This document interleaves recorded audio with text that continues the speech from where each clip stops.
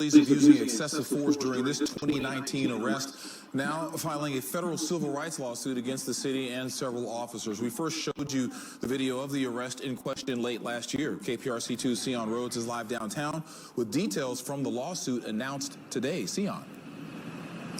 And in January, the DA's office actually dropped the charges against Andre Howard that came about as a result of this July 2019 traffic stop. But he says he is still seeking justice, and that's why he's filed this lawsuit, he says, to hold those officers accountable.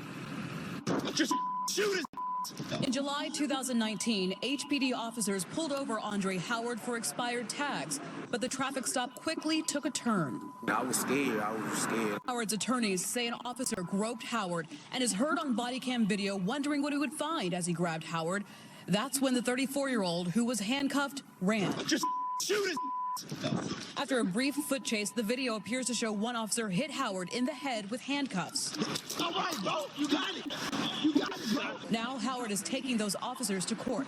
Police brutality has been normalized. Police brutality needs to be stopped. Civil rights activists calling on the new HPD chief to do things differently.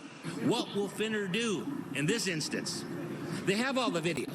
It happened before Chief Acevedo, it happened during Chief Acevedo, and it's going to happen again with a new chief.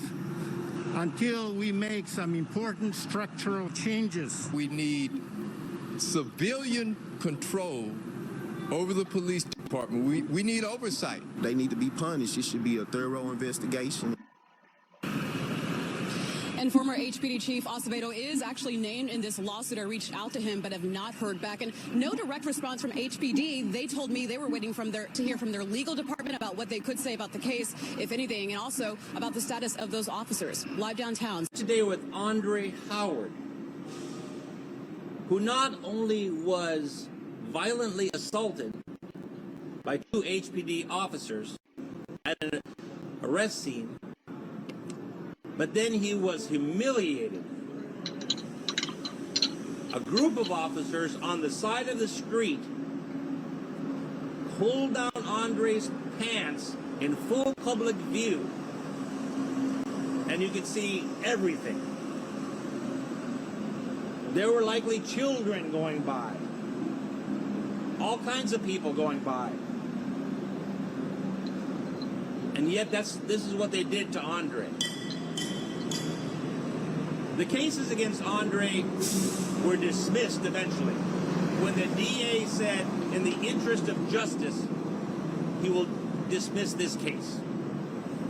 So the district attorney's office saw the video of the beating, other uses of excessive force, poking in the face, using pain holds by pushing his arms over when he was completely compliant, putting him on the squad car, holding him down, pulling down his pants in front of everyone. This is a system of humiliation that is used against people of minorities much more often than other individuals. We saw a case a few years ago where right on the side of the road, a genital search was done of a young woman. Five times greater who was Octavius Cotto and intellectual. So apparently it hasn't stopped. This behavior has not stopped.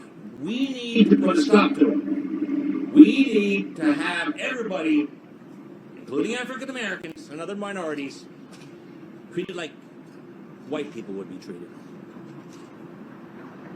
So we filed a federal civil rights lawsuit naming all of the officers who violated Andre's rights.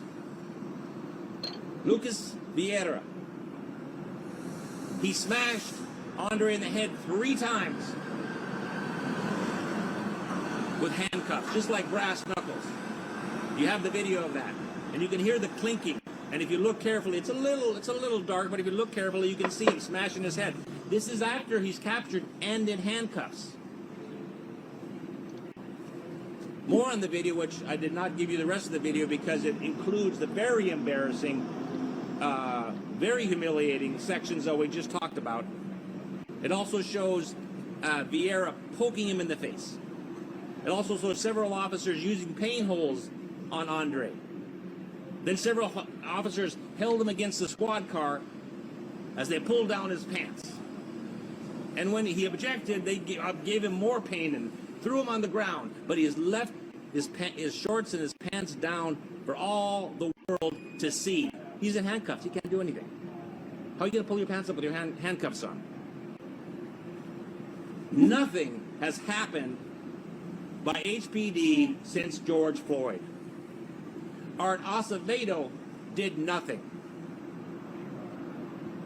Excessive force in shootings, no body cameras have been released except in the one case where there was a huge public outcry and a citizen had already taken a little cell phone showing the unlawful force. That was the only one that was shown, or on the rare occasion where the video completely exonerates the officer. But what about the dozens of more during Acevedo's reign, where there were videos, but they weren't shown? Now, Chief Finner is in charge, but he has a lawsuit against him for treating his own officers, violating his own officers' civil rights. What will Finner do in this instance? They have all the videos. They have the videos of like 6 officers showing the pulling down of the pants, the exposing on the street, the smashing on the head. Oh yeah, and Vieira, the officer who smashed him on the head, then bragged about it to Earl Atterbury, who is in the homicide division and is a sergeant. Earl Atterbury did not do anything. None of the officers at the scene, in full view, the violation of Andre's civil rights, did exactly nothing. George Floyd is long gone, and we had the protest, and now nothing has happened. It's business as usual. We need the people to write to the mayor. We need body camera videos to be released. There's a long list of reforms. Some reforms have been done in other places since the death of George Floyd, but not in the hometown of George Floyd, where he's buried, where he lived most of his life, where he has most of his friends. That's no respect for George Floyd. And you see what happens when nothing is done. It's the same old, same old. We need some change, and we need some real change.